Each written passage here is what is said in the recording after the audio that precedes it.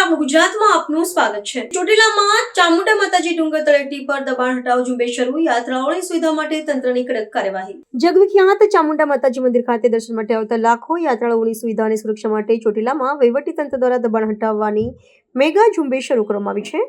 લાંબા સમયથી મંદિરની તળેટીમાં મુખ્ય માર્ગની બંને બાજુ થયેલા દબાણોના કારણે શ્રદ્ધાળુઓને ભારે હાલાકીનો સામનો કરવો પડી રહ્યો હતો। નેશનલ હાઈવેથી ડુંગર તરફ જતા આશરે 40 ફૂટ પહોળા માર્ગ પર 400 થી 450 જેટલી દુકાનો દ્વારા 10-10 ફૂટ જેટલું દબાણ કરી પતરાના શેડ અને સ્ટોલ ઊભા કરવામાં આવ્યા હતા।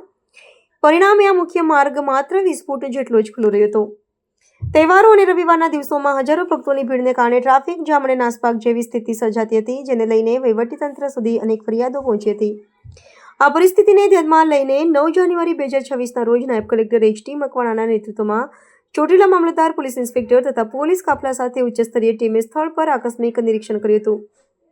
ટીમ દ્વારા તમામ દુકાનદારોને રૂબરૂ મળીને સ્વૈચ્છિક રીતે દબાણ હટાવવા સ્પષ્ટ સૂચના આપવામાં આવી હતી।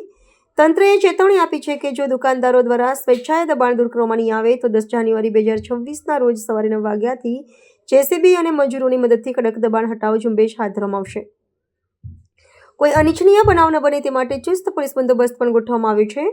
આ સમગ્ર કામગીરીનો મુખ્ય ઉદ્દેશ્ય ચામુંડા માતાજીના દર્શન માટે આવતા શ્રદ્ધાળુઓને સુગમ, સલામત અને અવરજવર માટે ખુલ્લો માર્ગ ઉપલબ્ધ કરાવવાનો છે। तो व्हाट्सएप, ट्विटर, फेसबुक, इंस्टा जहाँ भी आपका अकाउंट है, इसे शेयर बटन के द्वारा वहाँ पर शेयर करें।